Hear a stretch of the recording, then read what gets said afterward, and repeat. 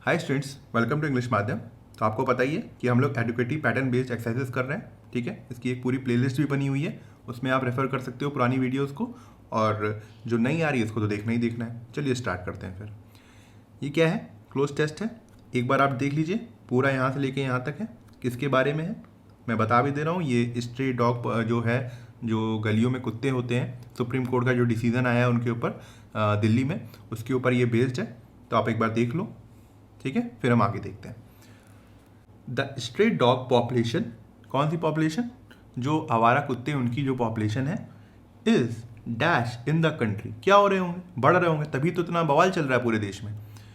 If this is not acted upon with concrete plans, कह रहे हैं कि अगर हमने कोई भी स्टेप नहीं उठाए इनकी पॉपुलेशन को रोकने के लिए कंक्रीट प्लान के साथ, मतलब कोई ऐसा प्लान जो काम करे, द नंबर ऑफ डॉग्स में the human population, as there is no reliable head count as yet of stray dog।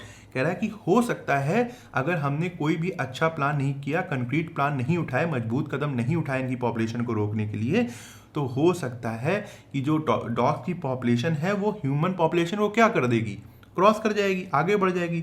क्योंकि as there is no reliable head count, क्योंकि अभी तक ऐसा कोई भी इनका मतलब हर इनको गिना नहीं गया है, और ऐसा कोई भी सोर्स नहीं है जिसने एकदम एक्यूरेटली इनको गिना हो।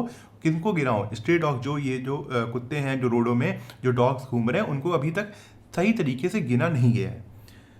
The argument that animal welfare activist, कह रहा है कि जो ये एनिमल वेलफेयर एक्टिविस्ट हैं, जो कि डॉग लवर हैं, सो कॉल्ड डॉग लवर, इनका तर्क ये है that dash the stray dog population will and increase in the rat population.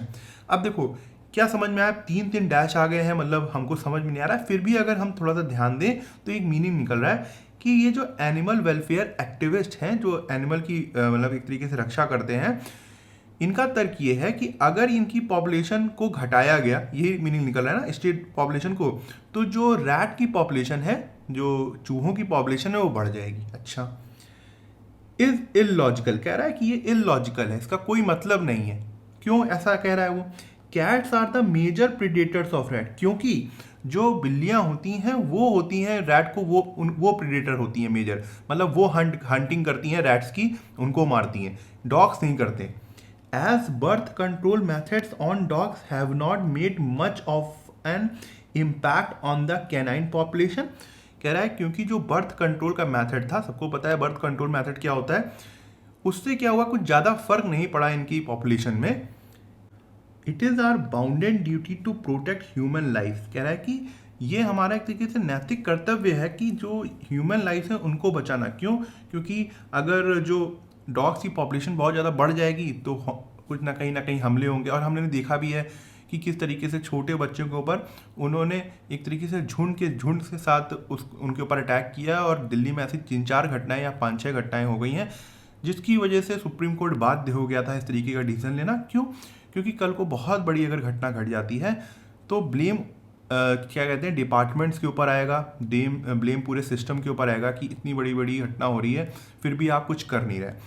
हालांकि उन्होंने जब किया तब भी लोगों ने प्रोटेस्ट किया अगेंस्ट, तब सब लोग ने नहीं किया, मगर कुछ पार्ट ऑफ सोसाइटीज़ हैं जिन्होंने किया, वो उनके अपने व्यू हैं और सुप्रीम कोर्ट का अपना व्यू है, तो कोर्ट का आदेश है, सबको मान्य होना चाहिए। The stray dog population is dash in the country, हम लोगों ने देखा था कि इसका मतलब आ रहा था कि स्ट्रे डॉग की जो पॉपुलेशन है वो कंट्री में बढ़ रही है। तो क्या होगा? एट्रोफाइंग। एट्रोफाइंग का मतलब होता है कि किसी को धीमे धीमे कमज़ोर करना, धीरे धीरे कमज़ोर करना, तो ये मतलब नहीं आ रहा है। एफेसरेटिंग का मतलब होता है कि किसी इंटरनल पार्ट को बाहर निकाल देना, ठीक है, या फिर किसी को बर्बाद कर देना, तो ये भी मीनिंग नहीं आ रहा है। इवॉल्विंग का मतलब होता है कि या तो कोई चीज़ डेवलप हो रही है, समय के साथ चेंज हो रही है, या फिर इस कंटेक्स्ट में ग्रोइंग भी हम बोल सकते हैं। तो यहाँ पे या तो ये डेवलपिंग हो सकता है, या फिर चेंजिंग हो सकता है, या फिर ग्रोइंग हो सकता है, ठीक है, तो ये मीनिंग निकाल रहा है। तो इवॉल्विंग यहाँ से सबसे ज़्यादा बेस्ट लग रहा है। इनएविरेटिंग का मतलब होता है कि किसी को कमज़ोर करना या किसी की शक्ति छीन लेना, तो ये भी मतलब नहीं होगा, ये भी नहीं होगा। तो यहाँ पे क्या होगा हमारा? इवॉल्विंग होगा, ठीक है। The stray dog population is evolving in the country if this is not acted upon with concrete plan, the number of dogs में क्या करेंगे, बढ़ जाएंगे, ह्यूमन पॉपुलेशन से ज़्यादा हो जाएंगे। अब देखो मे है यहाँ पे मॉडल वर्ब है, मॉडल वर्ब के बाद हमेशा क्या आता है, वर्ब की बेस फॉर्म आता है, जैसे मे, माइट, कैन, कुड, है ना, शुड, इनके बाद क्या आता है, वर्ब की बेस फॉर्म आती है। तो क्या आना चाहिए, ओवरवेल्म, मतलब उनकी जो पॉपुलेशन बढ़ जाएगी, ओवरवेल्म कर जाएगी the human population as there is no reliable head count as yet of stray dogs. The argument, अब जो ये ह्यूमन जो एनिमल वेलफेयर एक्टिविस्ट थे, इन्होंने जो अपना तर्क दिया था, the argument that animal welfare activist क्या किया था, put fourth, put off, put down, put aside. देखो पुट फोर्थ का मतलब होता है कोई चीज़ किसी के सामने प्रस्तुत करना या फिर रखना, और पुट ऑफ का मतलब होता है कि किसी चीज़ को मतलब टालना, डिले करना, ठीक है। पुट डाउन का मतलब होता है कि किसी की इंसल्ट करना, इंसल्ट करना, और पुट असाइड का मतलब होता है कि किसी चीज़ को इग्नोर करना है। और पुट फोर्थ का मतलब क्या होता है, प्रेजेंट एन आइडिया। तो यहाँ पे क्या आना चाहिए, पुट फोर्थ आना चाहिए। जो एनिमल वेलफेयर एक्टिविस्ट थे वो क्या, उन्होंने जो अपना तर्क सामने रखा, तो क्या होगा, पुट फोर्थ दैट क्या, that the stray dog population will. अब देखो कर्टेल का मतलब होता है एक तरीके से किसी चीज़ को रिड्यूस करना, कम करना। अब ये उसकी ही वर्ब के फॉर्म दिए हुए हैं सारे, मगर यूज़ क्या करोगे। अब एक चीज़ ध्यान दो, उन्होंने कौन सा आइडिया रखा, the argument that animal welfare activist pushed fourth that. अब ये जो दैट फ्रेज है ना, ये एडजेक्टिव फ्रेज है कि कौन सा आइडिया रखा, कर्टेलिंग। ये क्या है यहाँ पे, अब ये पूरा क्लॉज स्टार्ट हो रहा है, एडजेक्टिव क्लॉज स्टार्ट हो रहा है। क्लॉज क्या होता है, जिसमें सब्जेक्ट वर्ब होता है, मगर यहाँ पे सब्जेक्ट कहाँ है, द स्ट्रे डॉग पॉपुलेशन। कैसी स्ट्रे डॉग पॉपुलेशन, बढ़ती कम होती हुई। तो कह रहा है कर्टेलिंग होगा। यहाँ पे क्यों समझ में आया, क्यों आया यहाँ पे जेरेंट, पुरानी क्लासेस देखी हो मेरी या फिर ग्रामर की क्लासेस देखी होगी तो समझ में आएगा यहाँ पे क्यों आया। यहाँ पे हम वर्ब नहीं ला सकते, ठीक है, क्यों, यहाँ पे हमको जेरेंट चाहिए। और मैंने पहले ही बताया आपको कि जो वर्ब ट्रांजिटिव वर्ब होती है उससे जो जेरेंट बना होता है तो वो ऑब्जेक्ट लेती है। तो कर्टेलिंग का ये जो द स्ट्रे डॉग पॉपुलेशन देख रहे हो, ये पूरा इस कर्टेलिंग का ऑब्जेक्ट है। तो curtailing the stray dog population, अब देखो यहाँ पे वर्ब आया, अब ये पूरा क्लॉज बन रहा है जिसमें सब्जेक्ट वर्ब और मतलब सब्जेक्ट वर्ब होता है, उसी को हम क्लॉज बोलते हैं। Curtailing the stray dog population will and increase in the rat population. उनका कहना था कि जो अगर हम डॉग की पॉपुलेशन को कम करेंगे तो वो रैट की पॉपुलेशन को बढ़ाएंगे। तो क्या होगा, कन्फाइड इन का मतलब होता है किसी के ऊपर विश्वास करना, बहुत ज़्यादा विश्वास करना। लेट टू का मतलब होता है किसी चीज़ का नतीजा, हाँ यहाँ पे हो सकता है। ड्वेल ऑन का मतलब होता है किसी चीज़ के बारे में बार बार सोचना। इंटरेस्ट विद का मतलब होता है किसी को जिम्मेदारी सौंपना। तो यहाँ पे क्या होगा, will lead to an increase in the rat population, ठीक है।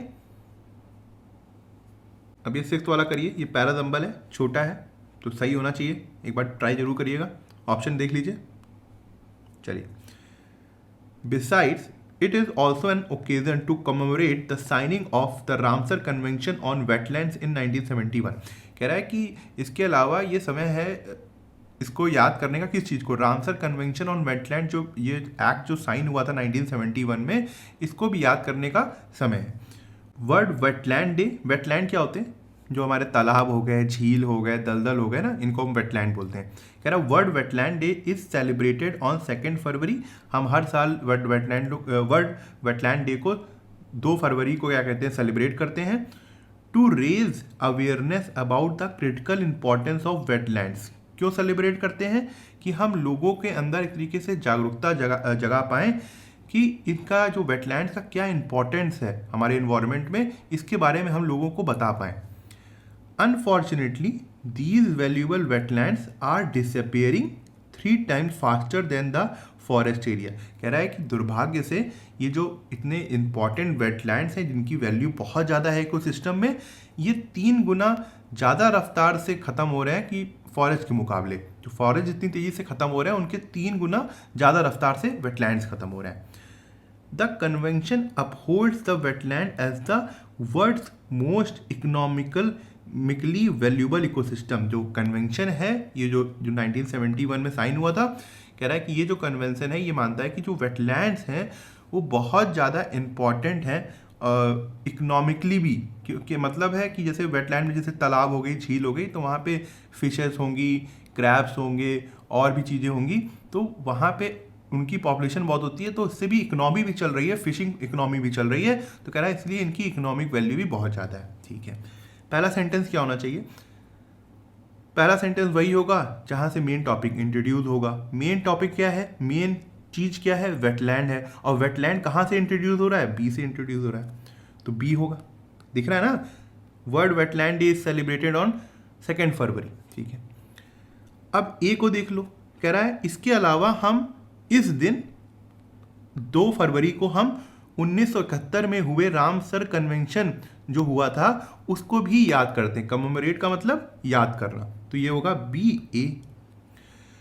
उसके बाद अब इस डी वाले को देखो, अब ये बता रहा है कि ये कन्वेंशन क्या बता रहा है कि the convention uphold the wetland as the most economically valuable ecosystem. जो कन्वेंशन है ये बता रहा है कि जो वेटलैंड्स हैं वो बहुत ज़्यादा इकोनॉमिकली वैल्यूएबल इकोसिस्टम है, मतलब इनसे हम बहुत ज़्यादा इकोनॉमिक क्रिएट कर सकते हैं, करते हैं। तो यहाँ पे क्या होगा? B A D. अब लास्ट में वो देखो कंक्लूड कर रहा है कि दुर्भाग्य से जो वेटलैंड है वो फॉरेस्ट के मुकाबले 3 गुना ज़्यादा तेजी से ख़त्म हो रहा है, तो बी ए डी सी यहाँ पे सीक्वेंस बनेगा हमारा। ठीक है, तो फर्स्ट ऑप्शन होगा। अब ये भी पैराजंबल है, इसको ट्राई करिए। ये ऑप्शन दिए हुए हैं, ऑप्शन से अब एलिमिनेट करना है तो करो, वीडियो को पॉज करो, समझो और फिर एक्सप्लेनेशन देखो। This results in 32% of global food production being discarded. कह रहा है कि अब कोई चीज़ हुई होगी, ए से पहले कोई चीज़ हुई होगी जिसका रिजल्ट है कि 32% जो ग्लोबल फूड है, फूड प्रोडक्शन है, वो डिस्कार्ड कर दिया गया, एक तरीके से वेस्ट कर दिया गया है, लोगों ने उसको लिया नहीं है।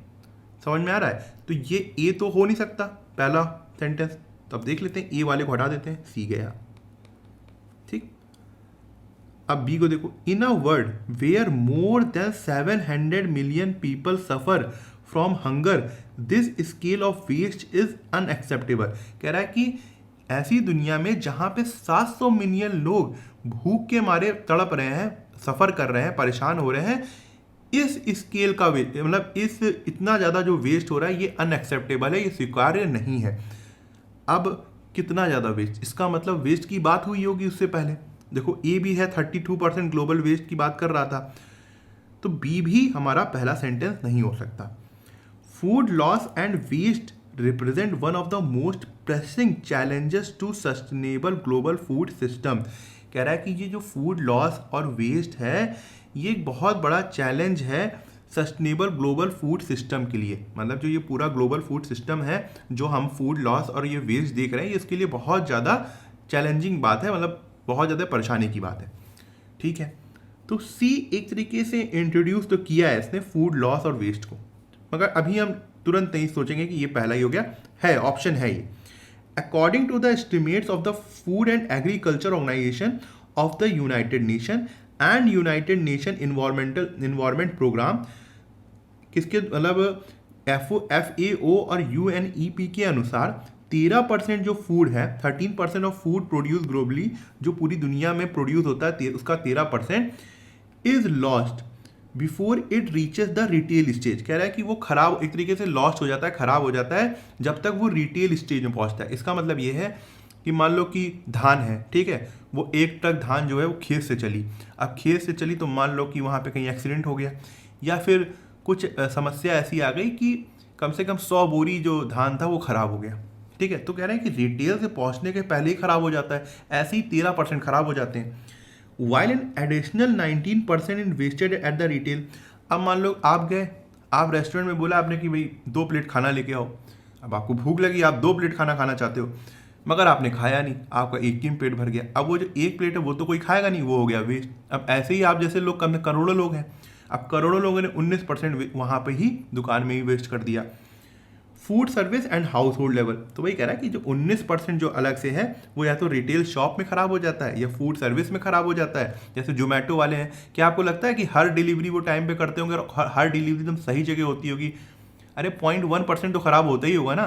तो उसकी बात हो रही है। और हाउस होल्ड लेवल, बहुत बार लोग घर में बहुत ज़्यादा खाना बना लेते हैं, उतने लोग खाने वाले नहीं होते हैं, या फिर उनको अच्छा नहीं लगता है तो वो फिर खाना बाहर फेंक देते हैं। तो इन सबको मिला के 19% हो गया। ठीक है, क्या होना चाहिए?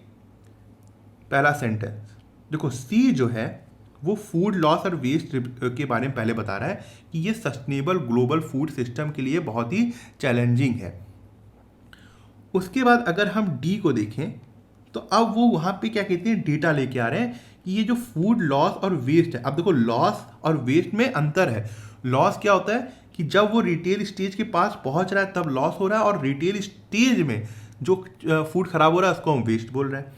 तो डी जो है वो हमें डेटा दे रहा है, बहुत अच्छी बात है। उसके बाद अब जब 13% यहाँ पे हो गया, 19% यहाँ हो गया, अब देखो 32% यहाँ पर है, मिला लो दिस रिजल्ट, जिसकी वजह से 32% ग्लोबल फूड प्रोडक्शन जो है वो डिस्कार्ड हो जाता है, एक तरीके से मना हो जाता है, या फिर लोग लेते नहीं है, पूरा तरीके से वेस्ट हो जाता है। तो सी डी ए दिख रहा है हमको। उसके बाद बी में देखो कंक्लूड कर रहा है कि 700 मिलियन लोग जो भूख के मारे मर रहे हैं, परेशान हो रहे हैं, इतना वेस्ट 32% जो वेस्ट है वो अस्वीकार्य है ना, कि लोगों को खाना नहीं मिल रहा उतना तो वेस्ट हो जा रहा है। तो क्या है, सी डी ए बी हमारा सीक्वेंस होना चाहिए। तो सी डी ए बी। वैसे भी हम लोगों ने जब सी वाला पहला सेंटेंस ढूंढ लिया था, एग्जाम पॉइंट ऑफ व्यू से बता रहा हूँ, तो आपको बस ए और डी में डिसाइड करना था और इन दोनों ऑप्शन को में से कोई टिक करना था। तो डी हमारा आंसर है। अब ये 8th वाला सेंटेंस करो, इसमें सेंटेंस इंप्रूवमेंट करना है। You must wait unless the manager arrives before making any announcement regarding the merger। कह रहा है कि तुमको कोई भी अनाउंसमेंट मर्जर के बारे में करने से पहले मैनेजर के आने का तक वेट करना चाहिए। ठीक है, देखो अनलेस जो है ये कंडीशन को दिखाता है, जैसे she can't drive unless she has a driving licence. इसका मतलब ये हुआ कि उल्टा सोचो कि वो तभी ड्राइव कर सकती है जब उसके पास ड्राइविंग लाइसेंस होगा। तो कंडीशन दिखा रहा है तो अनलेस यूज किया। अनटिल जो है वो टाइम के लिए यूज होता है, जैसे अगर मैं बोलूं wait here until I come back, तब तक वेट करो जब तक मैं लौट के नहीं आ जाता हूं। Wait here until I come back, तो ये क्या है, ये टाइम ड्यूरेशन को दिखा रहा है। यहां पर भी वेट की बात आ रही है, टाइम की बात निकल रही है, तो यहां पे क्या होना चाहिए, अनटिल होना चाहिए। तो क्या होगा, बी वाला ऑप्शन करेक्ट होगा, wait until the manager arrives. इसमें भी एरर निकालना है। The police was investigating the matter, जो पुलिस थी वो किसी भी मैटर में इन्वेस्टिगेट कर रही थी, जांच पड़ताल कर रही थी। When fresh evidence came to light, तभी एक नया एविडेंस, एक नया सबूत सामने आता है। That suggested a wider conspiracy, जो इशारा करता है एक बड़े कॉन्स्पिरेसी या एक बड़े षड्यंत्र की तरफ। इन्वॉल्विंग सेवरल लोकल ऑफिसर्स, जिसमें बहुत से सेवरल लोकल ऑफिसर्स इन्वॉल्व हो सकते हैं। ठीक है, कहाँ पे है प्रॉब्लम, बहुत आसान है। द पुलिस क्या होता है, पुलिस क्या होता है, प्लूरल होता है, उसके साथ प्लूरल वर्ब आएगी, तो यहाँ पे वॉज नहीं आना चाहिए, क्या आना चाहिए, वर आना चाहिए। अब ये आजकल शायद इस तरीके के क्वेश्चन आने लग गए हैं कि पार्ट्स ऑफ स्पीच को अंडरलाइन करना है, बताना है। तो ये क्या होगा, to swim every day is good for health, जो तैरना है, हर दिन तैरना जो है वो हेल्थ के लिए अच्छा होता है। 2 + V1 की फॉर्म है, तो ये क्या होगा, इन्फिनेटिव वर्ब होगा। पार्टिसिपल तो वर्ब प्लस ing होता है, जेरेंड भी वर्ब प्लस ing होता है। एडजेक्टिव वर्ब प्लस ing हो सकता है प्रेजेंट पार्टिसिपल के तरीके से, या फिर वर्ब प्लस वर्ब की थर्ड फॉर्म होती है। ठीक है, तो इस तरीके से एडजेक्टिव होता है। तो यहाँ पे ये क्या है, इन्फिनेटिव वर्ब है। तो ठीक है, आज का लेक्चर यहीं ख़त्म करते हैं। आई होप आपको कुछ सीखने को मिला होगा, और आप कमेंट सेक्शन में ज़रूर बताइएगा कि आपको आज का लेक्चर कैसा लगा और आपको क्या सीखने को मिला। अगर आप मुझसे इंग्लिश ग्रामर पढ़ना चाहते हैं तो आप हमारा ऐप इंग्लिश माध्यम प्ले स्टोर से डाउनलोड कर सकते हैं। ऐप ओपन करते ही आपके सामने होम स्क्रीन आएगी, वहाँ पे आपको 5 ऑप्शन मिलेंगे, मेन, लाइब्रेरी, फीड, लेक्चर, पास। लेक्चर में क्लिक करते ही आपके सामने 2 वर्जन आएंगे, फ्री और पेड। पेड में क्लिक करते ही आपके सामने इंग्लिश ग्रामर का एक सेक्शन आएगा, जहाँ पे मैंने इंग्लिश एसएससी के लिए बहुत ही डिटेल में बताया हुआ है और बहुत ही सिंपल लैंग्वेज में बताया है, जो कि आपके कॉन्सेप्ट्स को और अच्छा करेगा और आपको अच्छे मार्क्स लाने में हेल्प करेगा। तब तक के लिए प्रैक्टिस करते रहिए। Thank you so much for watching this video.